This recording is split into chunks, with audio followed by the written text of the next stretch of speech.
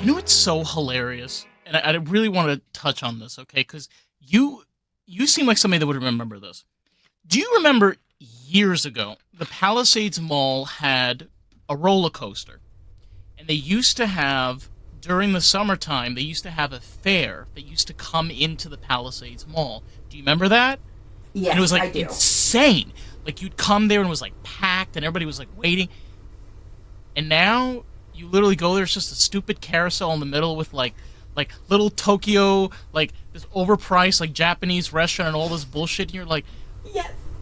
why? It's so random. But like, if you remember from the past, it makes total sense. The carousel never works. Every Never. time I go, it's just kind of like a staple now. Like almost Yeah. like just here it is, Yeah. but you can't go on it. You can never go on the Never go carousel. on it. So, Oh my god! And that play, it's crazy because like that was kind of like a staple. Because the thing about it like is like Rockland today is like basically Brooklyn. But like back in the day, like Rockland used to be like 15, 20 years ago, used to be like empty. You know, yeah, Westchester kind of used to be that too. You know, Westchester, you kind of have like the upper class communities, you kind of have a little bit of the working class, you got the right. fancy.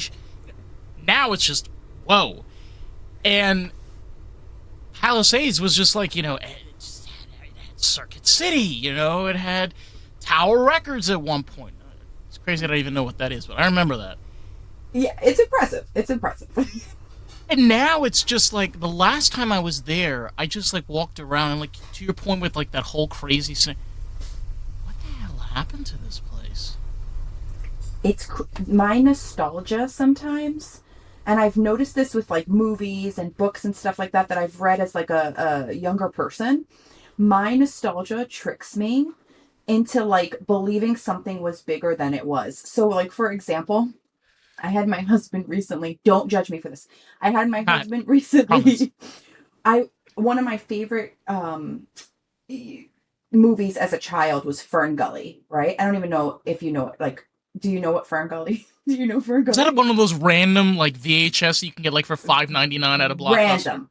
So random. It was about like Gully, little okay. animated fairies, and it was amazing. And for some reason, I kept telling him about this incredible battle that took place in Fern Gully, and I was like, it was crazy and it's epic, and they fight I don't know against what this the is. monster, and it's outrageous. And so I It's convinced him insane. to sit down and watch it with me. And so we're watching it, and it's going It's with the on. little people. It's with Yes, the little people. Yeah. the little with the wings.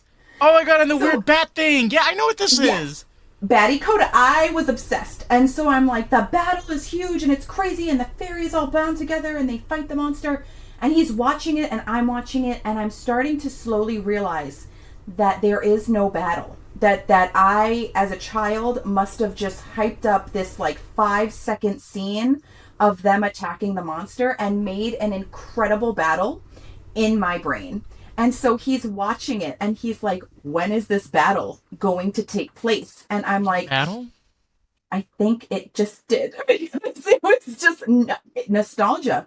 It does weird things to you. I hyped this movie up as like a crazy battle took place between these fairies and this like pollution monster, and Yeah. nothing. It was nothing. Nothing happened. And so he, needless to say, does not trust me when it comes to old time movies that I'm like, let me tell you how great this was. He's like, no. Is there a battle in it? Because no, I'm done.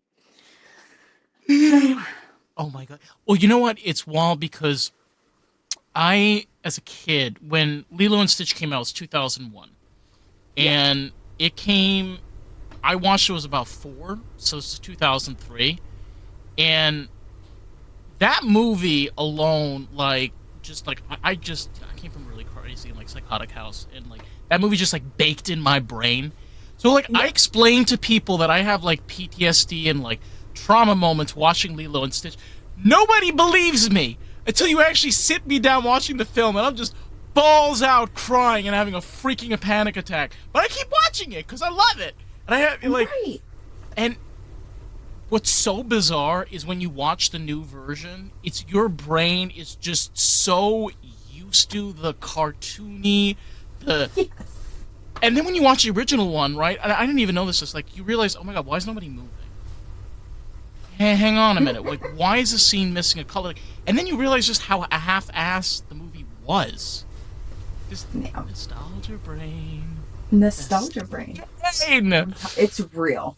It's so real. And what do you do with it? That's the question. Do you like then cherish and hold on to the memories and then never try to relive those memories so you don't tarnish them?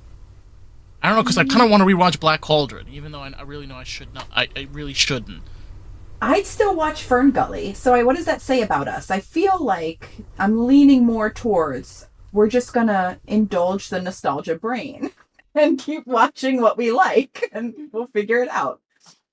Well, you know what? It's interesting because like there was a time where you didn't need things to be so complex in regards to like storytelling. You know, Yeah. I was raised in the early 2000s where a lot of the movies and TV shows that I was watching, it was coming from like DreamWorks, was coming from Disney, and they weren't the craziest stories, you know. Yeah. They were pretty basic, pretty simple. Today, it's just like the character has every kind of gender and pronoun you could possibly think of, and has every single kind of narrative you could possibly manage, and now the princess is the prince. You're just like, whoa, what did I sign myself up for over here? It's just so bizarre how different parallels that is of just like simple, nostalgic, great storytelling to now. It's just I don't know. I can't wrap my head around it. Yeah, I obviously love a good story, and I don't think that you should sacrifice anything for your story. So, um, I've had some challenges with recent like Disney movies that have come out that I feel like they sacrificed a lot of the storytelling that they used to have to try to bring about messages that I think could be a lot more subtle if you just didn't sacrifice the story. Um Yeah, I'm like all about Pixar. like The Lion King and The Little Mermaid and Beauty and the Yeah. Beast, and I'm just like that's the stories that I grew up with, and so they're just going to always stick with me as timeless. However, I do love a good Frozen story. I try to get on board with as many Disney ones as I can, but if you don't have like a foundational story that I can follow, you're going to lose me real quick. The thing also is when we're dealing with fantasy, and and I've noticed especially with authors where fantasy is one of those genres where you can try to make it as realistic as humanly possible, but then it fails because it's supposed to be fantasy. Fantasy is like if you keep it in your own realm or your own mind and your own vision, it somehow has this magical way of really adapting and like kind of progressing to be something really wonderful and magical. But if you start like forcing different things and trying to add certain things in order to make it work and try to overcomplicate and over-explain things, it gets really boring and stupid. You know Yeah. what I mean? It's like I don't need you to explain to me the inner workings of a dragon. Just, Fair. just That's fair. yeah, just have it spitting out acid. Like it's cool. I'd love to hear how the dragon's actually doing that shit. That's awesome. But you don't have to Yeah. go through all the mechanics. I don't need to know how the throat is actually working. Please. No, that's fair. I completely agree with that. When I started to write my books, I made a promise to myself that I was going to try to be at least a little different in terms of how, because I read a lot. I read, and not just fantasy. I just Come on, you're from New York, honey. Come on. Forget that's very about it. true. Yes, exactly. And so it's not just fantasy. It's like it's horror, it's fiction, it's all that stuff. And so when I started to write, I was like, I know what I'm pretty good at, and I know what I'm not good at. And so I'm going to try to stick with what I'm good at and try to like make it work within this story. And so details, I'm from New York, right? So we're just going to, that's going to be the theme of this podcast right now. Details Yeah. overused details bother me. And so what you'd notice with my books is that I get right to the point very quickly. And so it's not 100 pages of like world building. It's not 100 pages of describing lore, even though I do appreciate a good lore. I do. it's sprinkled throughout the story so that the pacing is good for everybody. Because I've noticed that with fantasy, a lot of the times my brain would drift in certain areas of reading different fantasy books. First of all, they're like 600 to 800 pages. That's a triumph in and of itself. But when I'm reading it, I realize like 300 of those pages is world building. And I think that's incredibly fascinating. It's not for me. It's not my cup of tea. And so when I wrote these books, I was more of character building, character relationships. I like what you said. Like, you can't kind of there's a struggle with grounding fantasy because it's fantasy, right? There's dragons flying around outside. But what I try to do is ground the characters. So we're not going to be riding dragons anytime soon, but what is Dave going to go through at the barest emotions in a scene if you strip the dragons away? So take the dragons out of the fantasy. They're going through this really tough challenge. How is Dave going to handle it? How is JF going to handle it? And that's how I try to connect to the readers, by making the characters do what would make you nod and say, like, okay, all right, take away the dragons, take away the angels, the demons, all that great stuff. I could see myself making that decision. And so you Yeah. kind of follow those characters on that journey. Yeah. I mean, just my personal opinion. Yeah. When it comes to like even writers like J.R. Martin, the creator of Game of Thrones, I like the TV show better than his books because he does the exact opposite what you mentioned. He goes so in depth sometimes and completely veers in the wrong direction. Obviously, they messed up on the last season. I'm not going to be one of those that's going to defend it. They definitely, but the way that they went with the first few seasons, you get into like you're in Daenerys's head, you're in the north, and then you're in I forgot like the city, whatever it is. It's been a while since I watched it, but No, I got you. I'm with you. You're in these different dynamics. So whenever you're, depending on the episode, whoever's the writers behind these stories, you're like, what's going on in their head? Like, what are they going through on this? That is interesting because you have a writer that writes a book, but the book does exactly the opposite of what its television adaptation does. Yes. Right? I love that analogy because that's how I kind of focused in on my books, which has its pros and cons. I'm not going to lie. So like George R. Martin, yes, he's, to me personally, overly detailed in his books. His books are very long. They shift perspectives. It's hard to keep up. It's a challenge. It is a challenge. It takes a certain type of person to get through his books, and people love it. And I love that for them. That's not for me. I like the TV show as well. I could follow along. I was like, yes, I'm invested in these characters. And so when I wrote my books, I was like, it started as a screenplay because I took a lot of script writing classes in college, and I was like, oh my God, I'm going to write, the next movie. And so what I started to do was write like that. Like I started to write, and like I said, there's pros and cons to that. So the pros are, you don't worry about the details. You're going to be seeing a lot of like the characters and how they're working through their journey. And it's a simple journey. They're going from point A to point B. They have a goal. The goal is announced very quickly. This is what they got to do. Good versus evil. Wrap it up in a nice little bow. But in terms of like,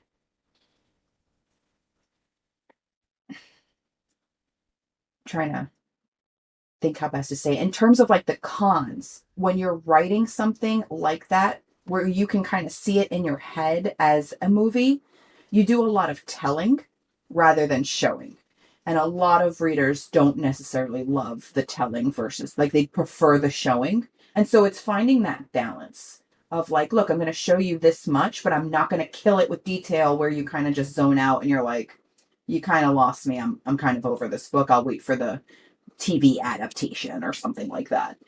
Yeah. I mean, sorry, I love throwing out analogies, but yeah, when you go into even parallels, right? This is where one of my favorite Stephen King books is Pet Sematary. It's like the most underrated book that he's ever written, and I think the reason is because it's so simple.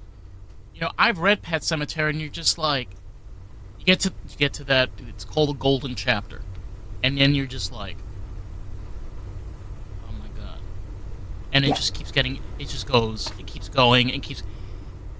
And the issue was is that like it's just I don't know what it is. There's just something about the book that it's never been his like creme de la creme, even though it's just so amazing. Uh-huh. And it has everything that we're talking about. Like it doesn't like over design, doesn't over. It goes over the family, where they're living, eventually how things start getting crazy with the neighbors, eventually what goes on in the cemetery. No spoilers, Right. but it you feel comfortable. You're not peeing and urinating in your pants when you're watching The Shining, which I promise you, if you read the book, that's going to happen. I promise. You're going to have that moment. It happens. Yes. Yes. No, I agree. Salem's Lot is my favorite Stephen King book. Hey. And it has the same vibes. You have to get through the beginning a little bit. It's Yeah. giving you a little backstory. You get some Slow. ominous, little sneak peeks in there where you're like, all right, I'm intrigued. And then there's Deja that vu. golden chapter. Yeah, Yeah. that golden chapter where I was like, it takes a lot for me to get like a little spooked when it comes to things like that. And that book, he got me spooked. Like that, those last couple of chapters, I was like, okay, this is, this is pretty alarming. Like this is a little, this is intriguing to me. So. Stephen King's drug era. I don't know. I don't know. It That's true. it's so bizarre, right? Because you're an author. To think about another author that wrote some of the most horrifying stories while under the influence of really strong drugs. Doesn't even remember what he wrote. What? I know. What? How? Like if you're drunk, could you like sit down and start writing a chapter? Like you take like a bump. Like there's no way that's happening. No, the closest I can relate to that ever, just like ever, is I was ridiculously tired one day. I had done like a full shift. I'm a mom of a crazy 7-year-old. We were jamming out real late. I put him to bed. I sat down. I was like, let's get to writing. I cannot tell you, like, my eyeballs probably should have been taped. That's how exhausted I was. Don't remember typing anything. Passed out on the couch. Woke up, had like 5 pages written. And do you remember in The Shining when he types that sentence over and over and over again? That's what it looked like on my screen, except it was just, it started off pretty good. I will give myself some props there. Like it did start off okay. I'm like, I see where I was going here. And then like the delusions just took off. I don't even know, something about like a necklace and finding something. That's all I remember. And mind you, there's no necklaces and like there's no jewelry. Like I don't mention one thing about stuff like that. And it's this whole story about finding this necklace that trails off into nothing when I pass out. Wow. All we can say is the human mind is extremely powerful. It has the ability to create jewelry out of nowhere. It's like Like that's my most intriguing story that I could tell you. I mean, Stephen King probably had much better stories to tell. Obviously, like those stories came out of that. No, not for me. Can't go there. well, it's weird because I think it also has a lot to do with the person that's behind it too, right? Like nothing wrong to Stephen King, but the man is not 100% there. Like there's no Yeah. way that the man is 100% there. He's a little bit insane and a little crazy. Like not in the sense of like serial killer and like, like sociopath or psychopath or anything like that, but you have to have a mind where those kind of thoughts and those ideas linger. Maybe in the back of your mind, maybe in your subconscious. And again, this is kind of a bizarre thought, but maybe that's kind of how also like some of the most like psychotic people exist. Sometimes the way that they're being raised or sometimes the way that they're being treated can lead to them eventually becoming really ruthless murderers. Or if they grow up in a pretty creative environment where they can kind of be able to explore certain things, they're able to take those feelings and create art out of it. write stories, paint, make music. I'm not saying he's a serial killer. I'm just saying, like, there is a parallel over here, which maybe that's what it is. Maybe that's how he's able to do that because of how his mind works. Yeah, I can get behind that. I think that everyone should have some type of outlet, and that when you don't have an outlet, whether that's creative or just some type of passion, it can definitely take a turn for the worse. You don't want to obviously like bottle up or internalize things like that. No. Now we've seen how that has played out over history.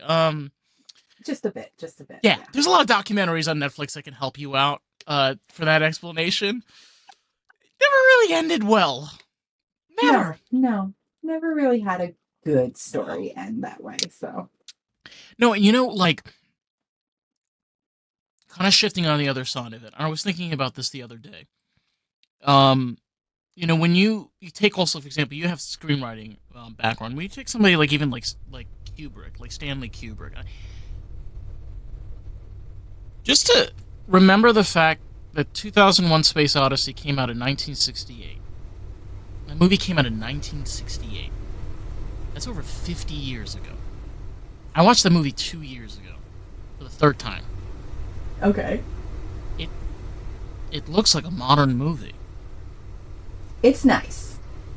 How the hell, like, again, to the idea of being able to write and create stories. Just being able to do that, as an artist, is just like, it's mind blowing. Even after Yeah, 50 years, it still holds up to the testament of time. yeah, it Because, ages really well. God, just to have, like, would you, if you were able to, would you, like, have a conversation with Stanley Kubrick and, like, what would you even ask him? I don't think I'd have to ask him much. He seems like the type that would just start talking and I would just be happy to listen.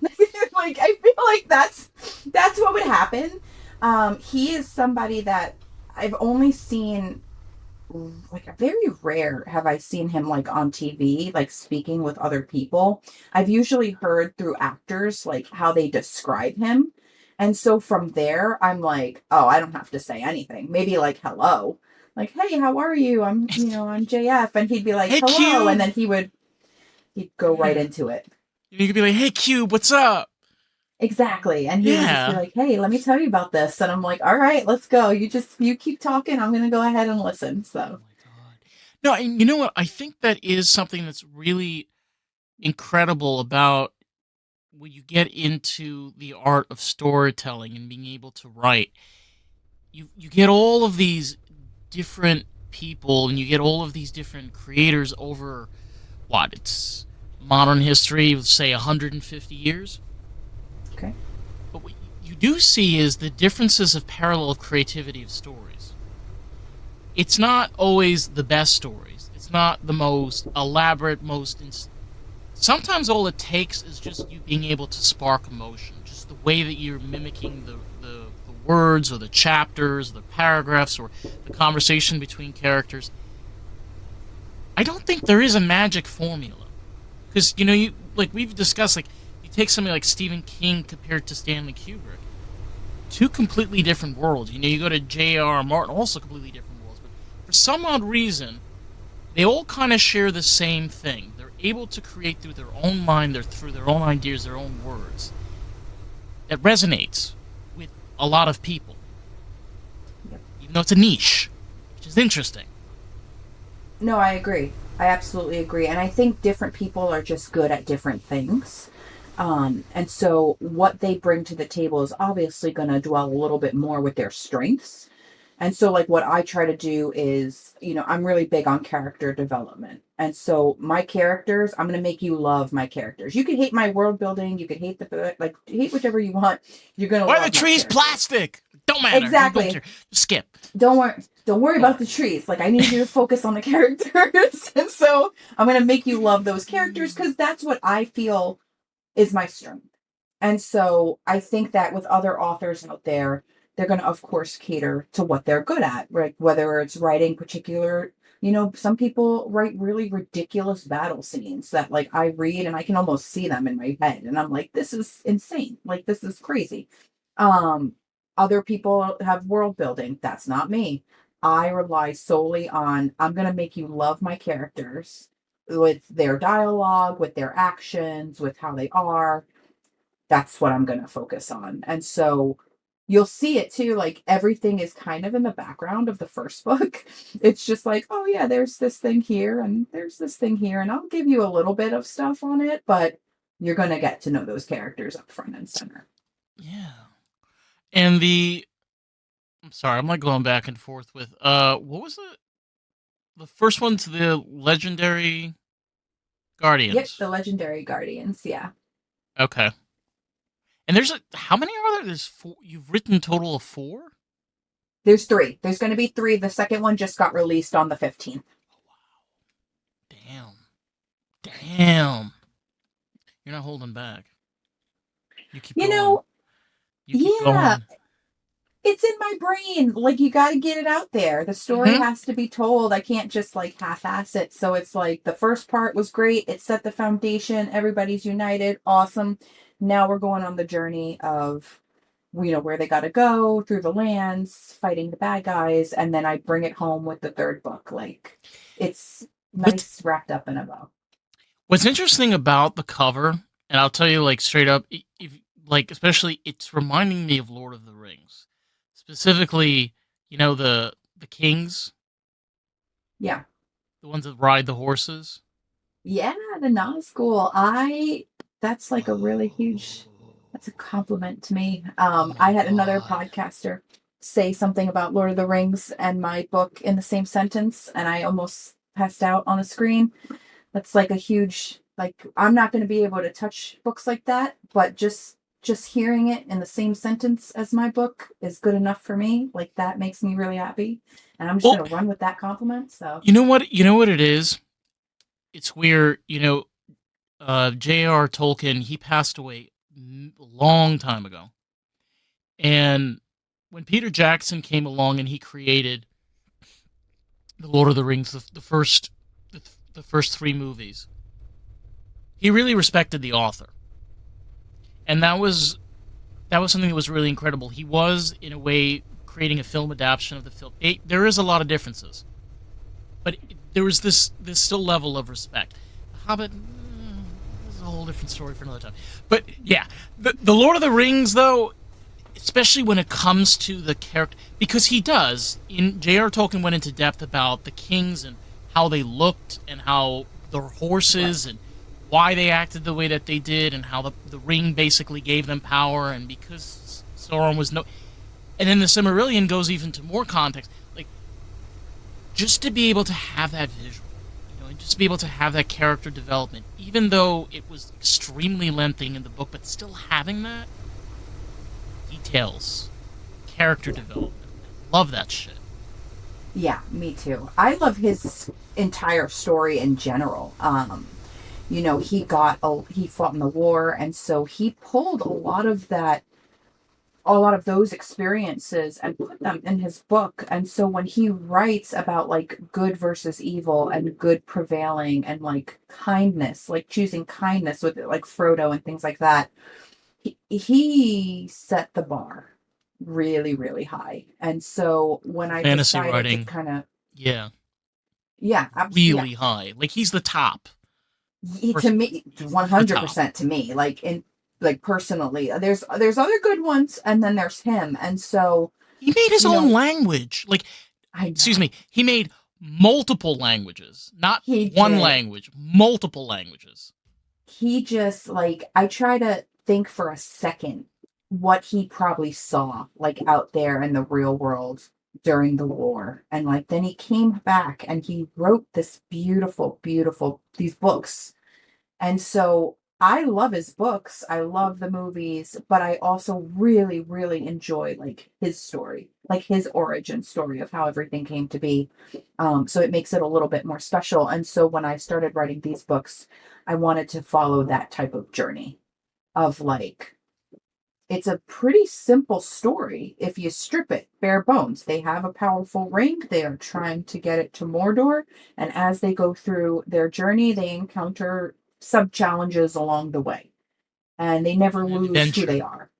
Yeah. And it's an adventure. And that's what I wanted. I wanted an adventure story, like a simple, low key adventure story that it's 3 books and it's done. You know, the adventure's concluded and it has its ending, and that's what it is. I You just know think what? it's a great thing. It is. I was just thinking about this, and it kind of like irritates me a little bit. We know that there were multiple wizards in the Lord of the Rings. You know, there Mhm. was the gray, the white. Gray and white was the same wizard, and then there was the brown, and then there was the two blue ones. They were like twins or something, or I think it was just one. Yes. And they came out with a television series from Amazon that I think if J.R. Tolkien was alive, we might have seen him a lot on television swearing, like a lot. I They have, yeah. there literally is like a book written by his son, and then there's also like detailed adaptation and context that J.R. Tolkien went over explaining wizardry and magic. Did nobody tell the directors or the writers this? Like the Silmarillion is available in Barnes and Nobles and Amazon. I don't know about you, but like we can get a link right now. Was it that I hard? know. I know. I can't talk too much on this. I immediately stopped watching it um, because I realized it wasn't going to be what I had initially hoped it to be. It's not accurate Um, at all. yeah, yeah, It's it a made up really story. it is. I just don't call it Lord of the Rings. I don't understand. Like, I'm sure it could be very successful if it was another fantasy series that was original and have fun, but like you stamp Lord of the Rings on it and it stresses me out just thinking about it because it's just like The I wizard really scene, loved that wizard scene th- killed me. and also like Sauron is bad. Like he is evil. That is what he is supposed to be. And I really like I not got upset because it's a show and whatever, but like I got frustrated because I was like, I based a lot of my books on like that Lord of the Rings trajectory, and I love that good versus evil. I don't want a redemption story. I don't want him morally gray. He's evil. He is a bad person. And so when they started to play with that a little bit in the TV show, I was like, I don't want to hear about his he shouldn't have to explain anything. He's bad. He's a bad guy. Like, just do your bad guy things and move on. And so that's where I was like, I think I'm just going to kind of back away from this as politely as I can. And I'll go rewatch my extended editions of Lord of the Rings and call it a day because that was a little jarring. Like, they do that with a lot of stuff too. Like you look at the video game adaptations or the anime adaptations, and there's beautiful, beautiful material in the actual video games and anime. And you find someone who chooses to not follow that. And it blows my mind. I'm like, you have gold. They're giving you gold. You have a script right here and you didn't do it. The thing that pisses me off about, especially the whole topic of Sauron is, and again, I'm going to go into the Silmarillion. He's not human. He never was human. He fell. I forgot what it's called. Like there's the higher levels above Middle Earth, and he basically fell and left into darkness, and from darkness he wrote. He's not human. He's a spiritual entity. The same thing like elves. Actually, elves, they're spiritual entities. The reason why they live thousands of years, they're not totally like physical. They have also spiritual things that keep them alive. I'm the same way. It just it irks me because you remember talking about even his story besides what he wrote. It's how even his son really loved and appreciated what his father did. And even though his Yeah. father had passed, really tried to be able to continue that. And then completely disregard all of that. Like, the Tolkien family is still alive to this day, people. Okay? They're not dead. You know, just because J.R. Tolkien's not alive anymore doesn't mean, like, his legacy is gone. It's like you're disrespecting one of the families that holds some of the highest fantasy writing ever written in human history up until this point. Like, for what? For money? See, that pisses me off. It's like, okay, so is this about money? Is this about, like, viewership? Is this about ads? I don't know. I honestly have no idea because, like I said, they have the material that I think people would want to watch. So why change it at all? It's not the only one that's been affected. I mean, besides Lord of the Rings, Star Trek, Star Wars, like, I joke about this all the time, but basically, whenever new something happens in Star Wars, I tell people, like, okay, just wait a year. They're going to have a new attraction in Disney World or Disneyland. They're definitely doing it for that For because attractions. some of the stuff they come up with is ridiculous, but I will stand by this. Andor was amazing. Andor, Really? I liked it. It was 2 seasons. It kept to the it was like 95% to the lore. I was like, yes, Andor was cool. I liked it. It was dark, it was gritty, and it led right up until the movie. I liked I, Andor. I liked, when Rogue One came out, that was kind of like, I felt like it was a saving grace. Yeah. Because uh, to people who don't know this, Rogue One is based, if I'm not mistaken, on a graphic novel, like within the Star Wars realm, because George Lucas kind of discussed about the mission that happened in New Hope before. So there were some creative people that kind of came along and kind of created a story and got basically George Lucas approval on it. And that was like one of the only like Disney like Star Wars movies that actually like was based on, you know, like the Lucas approved like Yeah. Star Wars. There's nobody that's saved. They all die because that's what I happens in New Hope. You Yeah. know, it played out exactly how. And then you know what's crazy? You know, everybody gets pissed off as it's like, how dare they use deepfake? How dare they? I'm like, I don't see it as a problem. I mean, he was alive in New Hope. Wouldn't it make sense for him to be in Rogue One? I get it's like a 40-year difference, or excuse me, 30-year difference. But like, even still, Yeah. right? You know, Yeah. I appreciate stuff like that because that just tells me, okay, there is hope. It was There's a I new liked hope. it. Yes, I liked it. And also it didn't mess with anything. Like it No, didn't mess with the originals. It was just a backstory. And so yeah, I appreciated that as well. Like I was like, all right, you're not touching the originals. You're just telling the story about Cassian Andor. He's pretty cool. I liked the TV show. It elaborated on that. I was like, okay.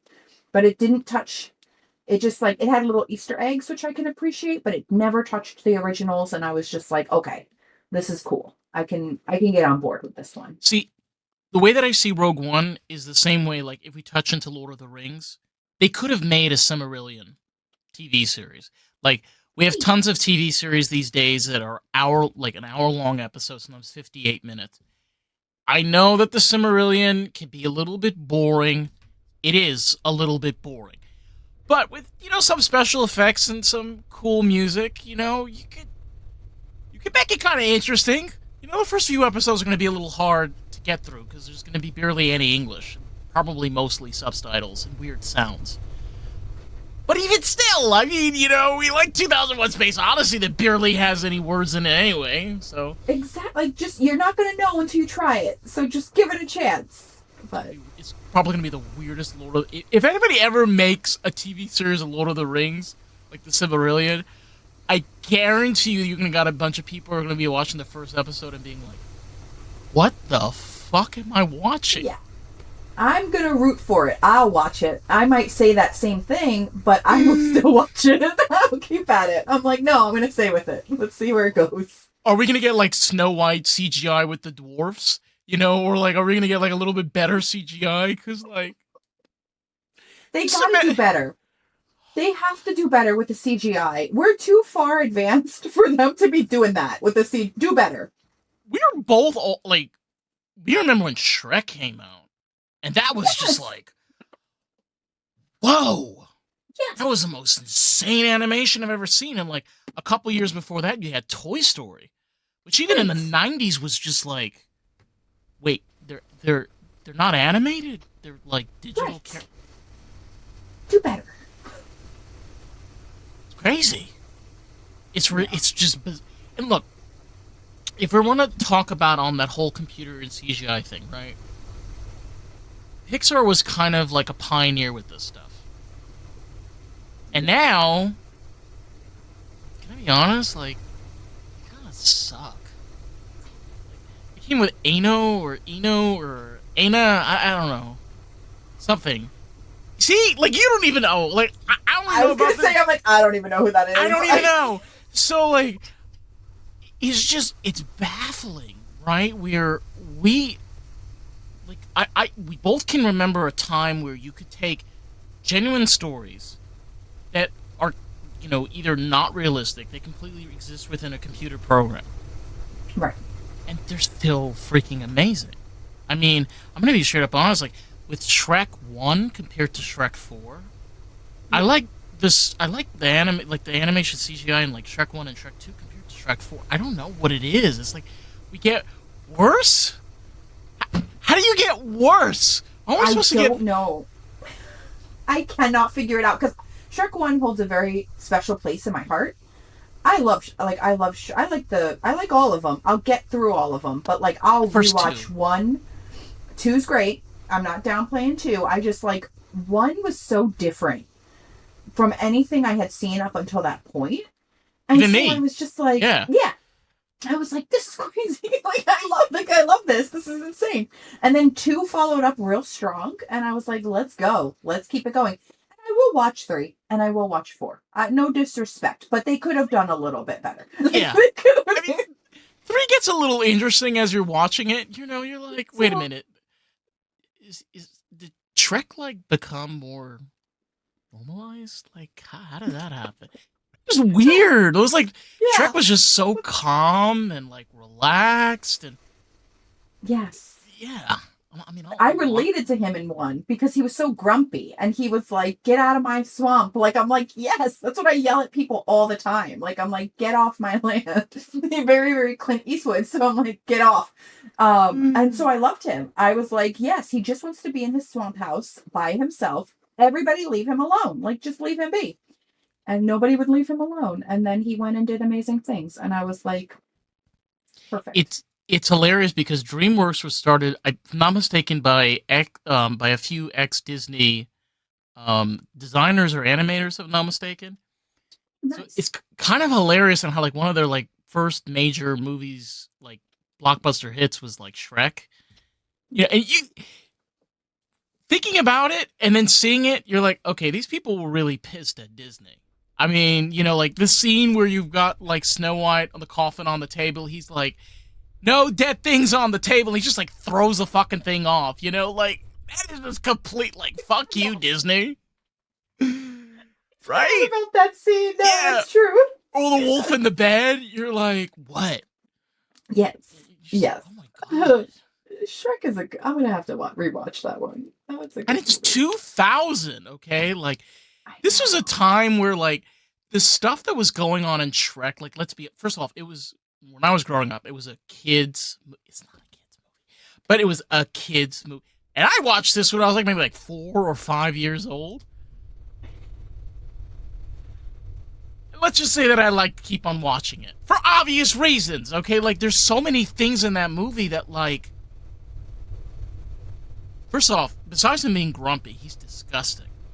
2, you've got this donkey. Like, let's be honest, it's played by a black man. And I love Donkey. yeah, and like, if we remember back in the day, like donkey were like jackasses. It was kind of related always to black.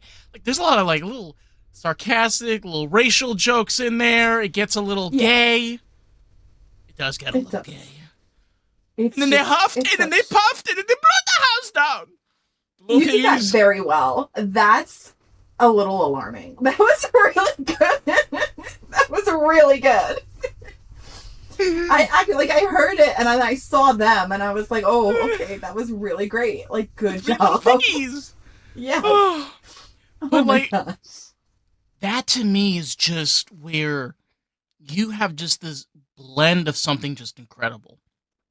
Yeah. And it's not always about, and that's what I was touching on even earlier. It's not always about having the best things. It's not always having the best, you know, overly expensive, complicated, software and bullshit to be able. It's just being able to have a goddamn story, sit down at a freaking table, and be able to write it and create it. Right. I As agree. boring as fuck as that is, that's as simple as it is. It's just, It's effective. it is. It's effective. It hasn't failed since I can remember. Like, the simplest stories sometimes, and especially the simplest messages. Because remember Shrek's message at the end was like, when she, was the ogre and then she wanted to go back to being the princess and he was like, well, you're beautiful as the ogre. Like, it was, but you grew to that. Like, you grew to that lesson and it was so subtle and it was so pretty and it was so lovely. And then now I feel like with Disney, recently they shove messages down people's throats. Like, that's what they aim for. And it's like, no, you don't have to do that. Just sit down, like you said, tell a story and the messages will come. They will be there. You don't have to like pinpoint exactly where you're going to insert each message that you want to like scream at people. Right. Like, we, you remember Aladdin? Aladdin had Robin Williams, where it's Robin Williams. I He, know. he made up Genie's storyline. Like, I've you hear like stories and interviews like they had an idea what Genie was, and then Robin Williams came along and they're like, you know what? Just Just let let him him do do it. let him do his thing, and it turned out it worked fine with the other voice actors, and they just That's it. lined it up with the animation, and that was that. And it's crazy to think, you're like, wait a minute, you make a story and then you have no idea for a character that's pretty much through the entire.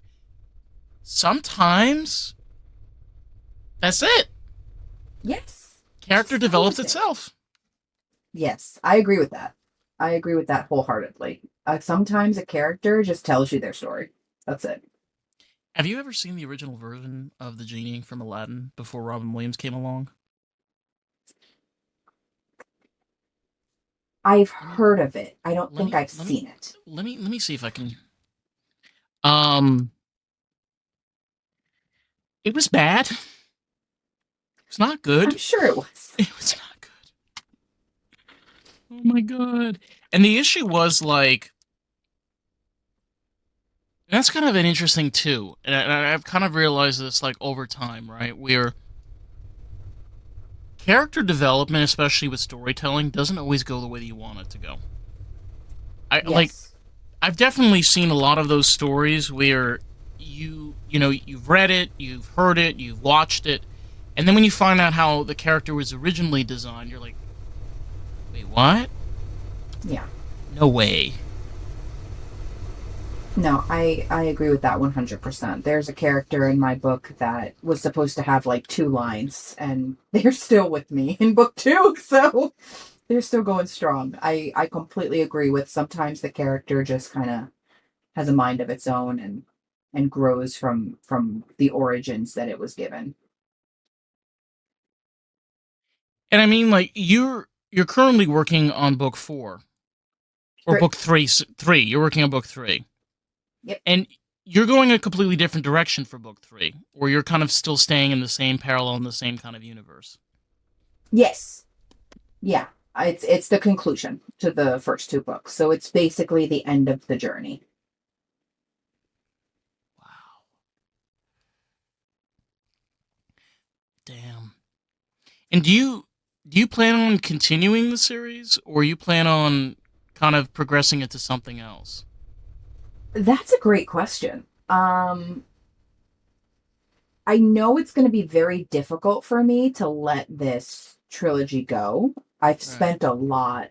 of time with it and its characters. And so I think just to make sure I'm Just sent it to good you. and ready to go, let me take a look. Hold on. Oh god. What is this gonna look like? Hold that thought, everybody. No, and you know what? I think that's really interesting, right? Because we were talking about J.R. Tolkien, and J.R. Tolkien kind of ran into that thing where he pretty much only wrote, Middle Earth and Lord of the like that. That's pretty much his chronology of like all of his books, Right. and he never kind of veered out into anything really else.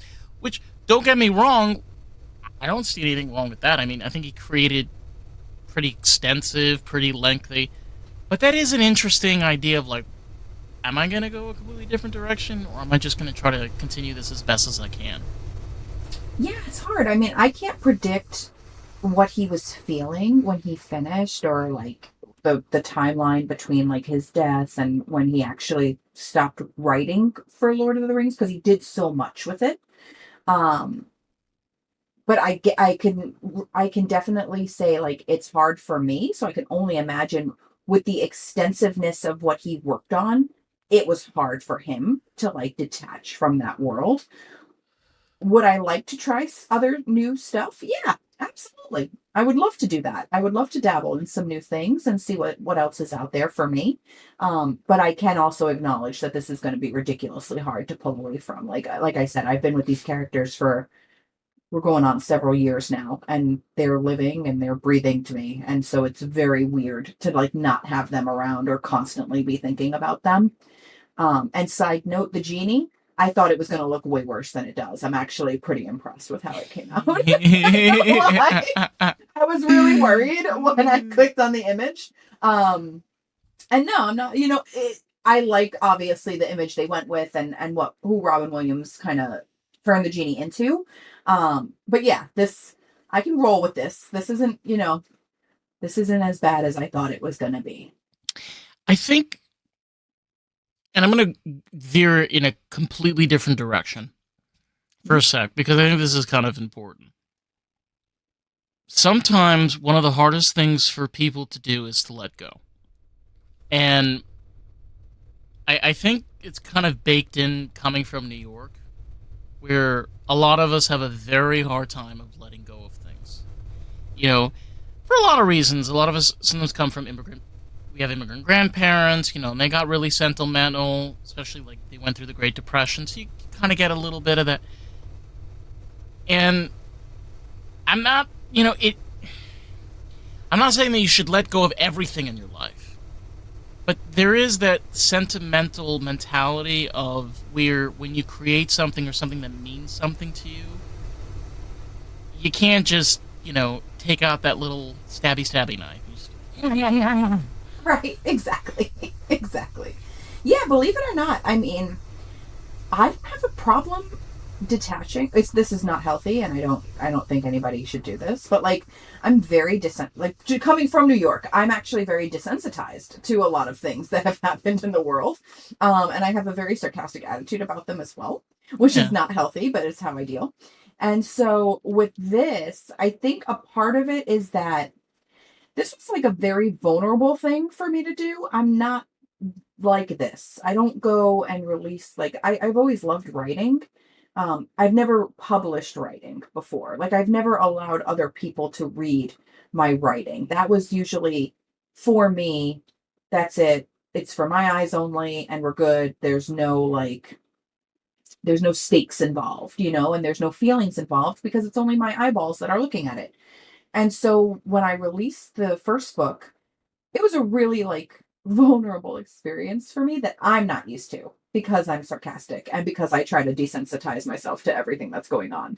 And so it's just getting used to that. The second book was a lot easier. I'm sure the third book will be a lot easier to release, but now it's that next stage of all right, now it's done. So Now what do you what do? happened? Yeah, like what happens now? And so letting go is completely and totally healthy and it will happen. I just don't know when because this is a completely new thing for me. Like I have not touched on this type of stuff before. This was my first book to publish.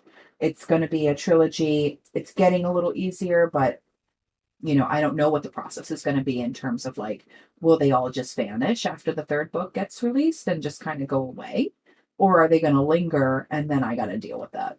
So it's going to be Jesus. interesting. No, and we talked about this earlier, especially with Game of Thrones. I feel that he never really let go.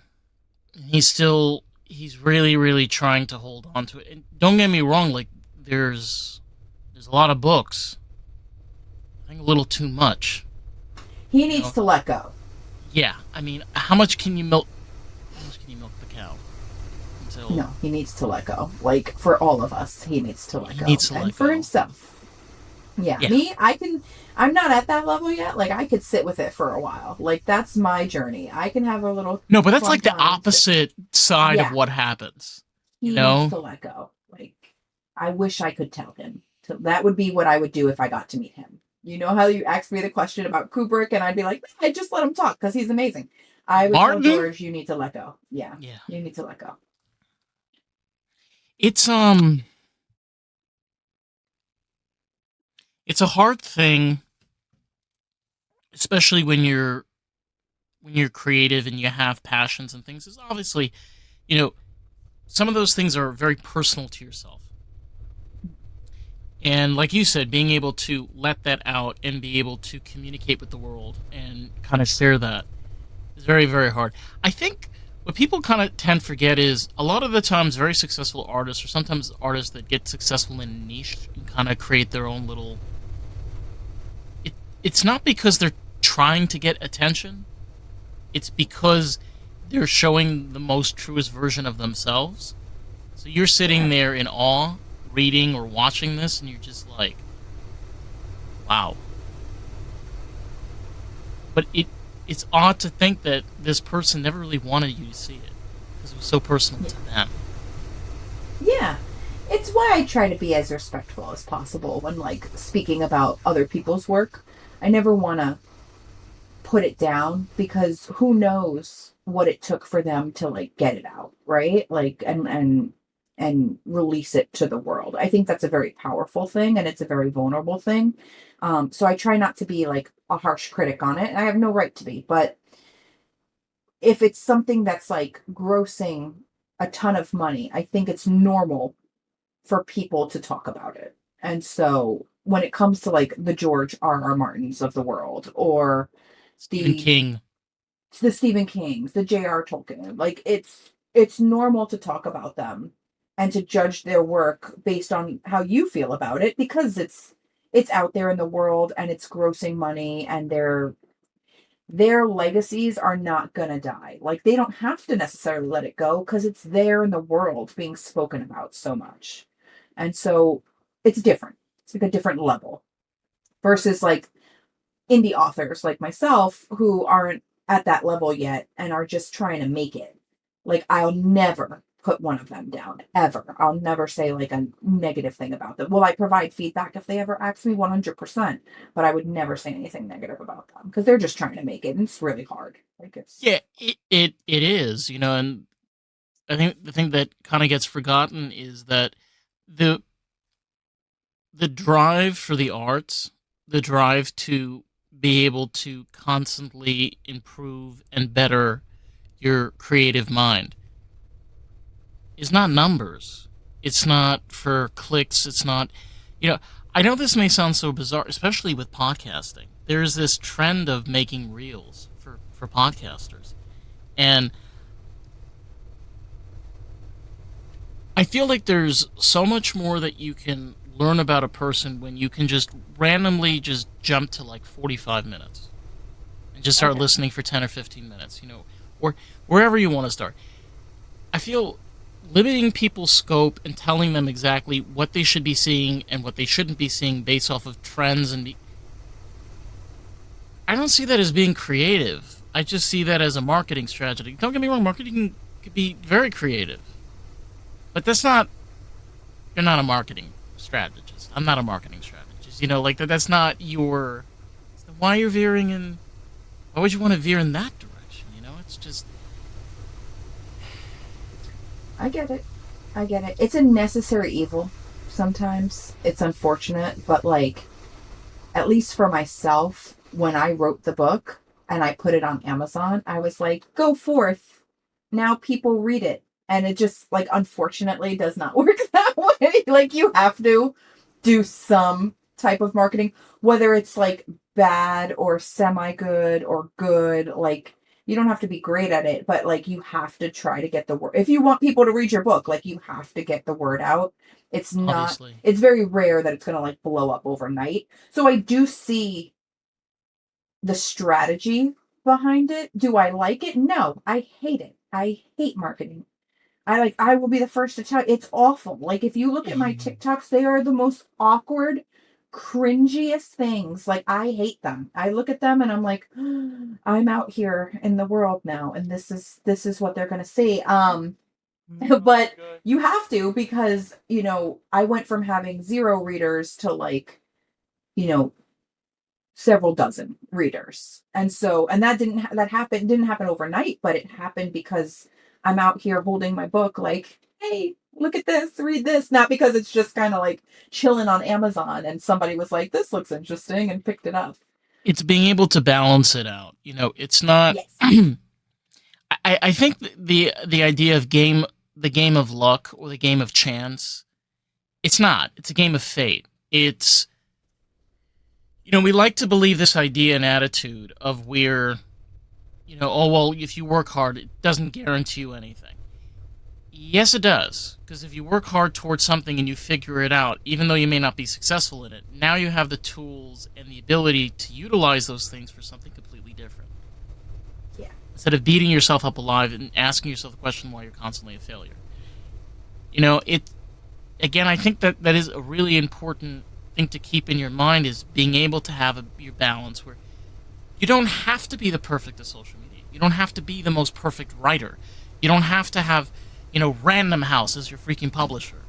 Like, I have a good friend of mine where they both publish their own books and they use Amazon, and it's a pain in the ass. Like, I'm trying to help them with a book cover and it's just like doesn't fit. Shit. Okay. Fuck.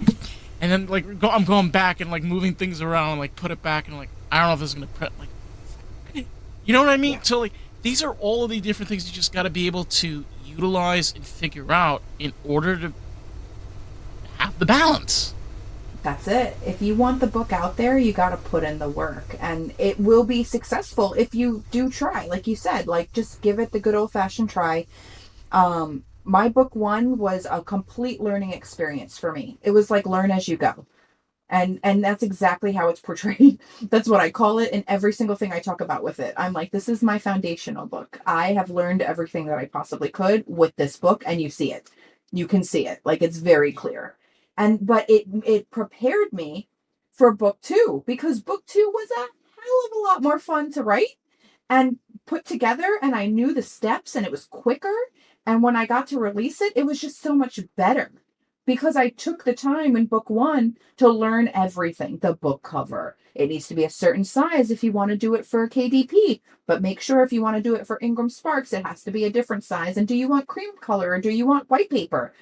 It is a lot of work. But if you do it, you do see the results. And I'm hoping with marketing, and I can attest to a little bit, you'll see the results if you do it, if you strike that balance. I'm still doing it. I don't gotta like it, but I'm doing it. I'm out there and I'm just being who I am. Like, yeah, they're awkward and yeah, they're a little cringy, but I mean, that's kind of who I am as a person. So I guess it's all right. I'm literally just telling you in different ways that are trying to catch your attention. Read my book. Read my book, because I think you're going to like it. That's all it is at the end of the day.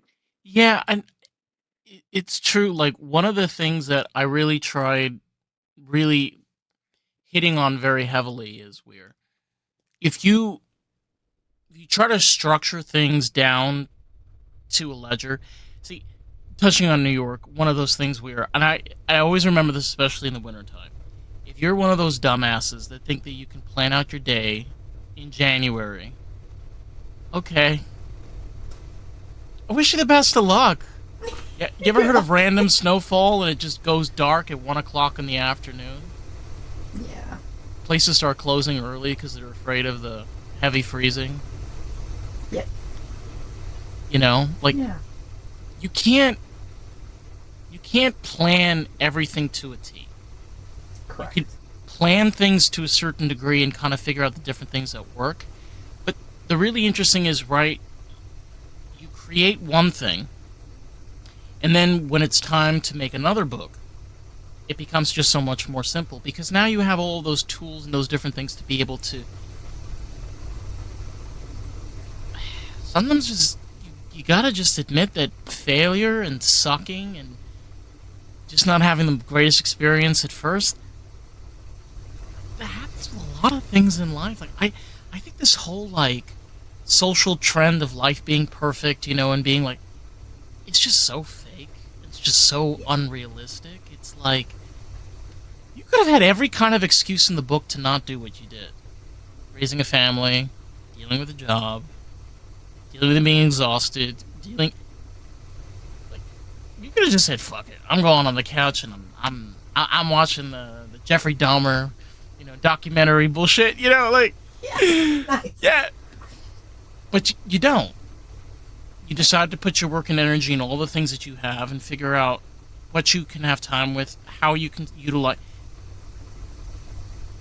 I think it's just also about, like we've talked about balance. I think it's also has to do with mindset as well. It's interesting. We've covered like character development, mindset, balance. J.R. Martin and J. There's too many J.R.R.'s. It's okay. Don't worry about it. I know who you're talking about.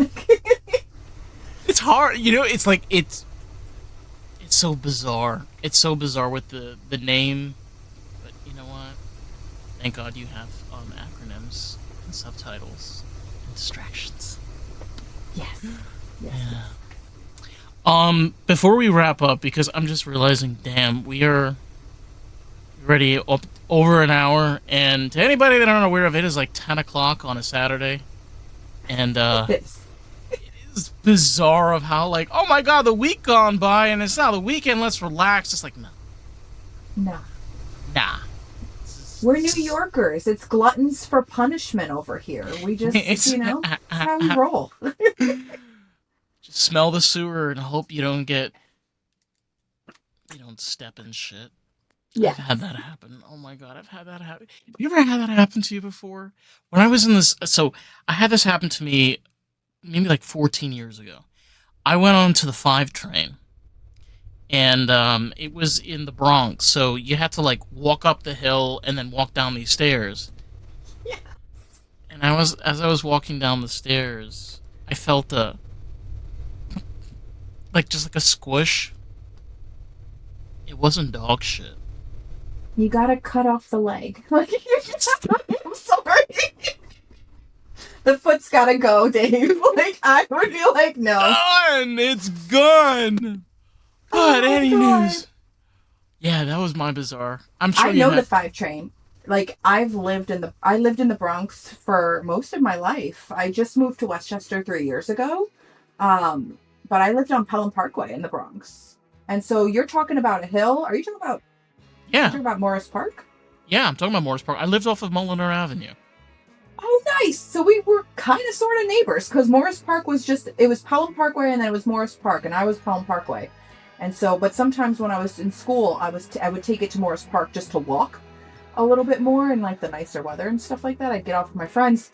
Yeah, no, I know that, because as soon as you said hill, I was like, I know that hill, and I know I didn't step in any type of sewerage, but that's terrible. But like, my leg would have to go. But oh my God. Oh yeah. No. We've been talking about your book, and I know you have a website. I know you have social. I know you're not so proud about your social media. It's okay. People can choose if they want to watch it. It's a work in progress. We're like, what are your links? All that jazz, all that fun stuff. So the website is jfmonroebookshelf.com, and TikTok and Instagram is jf.monroe. Pretty simple. Easy. And you have a do you have a blog? I do. Beyond the Veil. It's on the website. So if you go on the website, it has like different tabs, and one of them is a blog. Yes. Okay. All right. You are extensive. I'm noticing about you are, and the cool thing. I appreciate this also, especially like when you get artists and stuff on. It's like I don't know where to find something. Easy.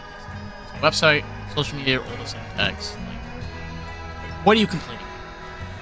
Seriously. Yeah, no, that was actually the easy part. I'm like, oh no, that's easy. I can tell you where to find me. It's when you find me that's like the progress over perfection, right? Like we're all just working to be better. And you've got a pretty laid out website. Like this is not hard to navigate. Everything's there. There's a lot of really cool art on here too. Thank you. See, like if you have me like write something, I can blow your mind. Like, I really think I can. I'm going to go ahead and inflate my ego there. If you have me verbalize things, that's when there's problems. So, that's but why the trees, my social media is like... But the trees are fine. I mean, I'm looking at these trees, and I don't know how they're written, but I will say these are nice trees. Thank you. I appreciate that. Listen, JF, it's been an absolute pleasure to have you on. Again, like I told you from the beginning, I don't know what's going on with this podcast recently. We are representing New York over here, people. So big shout out to any of our New York fans. I'm sure there's a few of you. Scream loud, scream proud. Don't worry, we're gonna get fucked by next year. New mayor. All right. So I don't know. It's too late. To anybody out there, if you want to check out the podcast, you can find us at Lost in the Pod. Everywhere and everywhere. Of course, for JF, I'm going to leave a bunch of links. So with fuckers, catch you in the next one. I'm going to stop talking. All right. Peace out.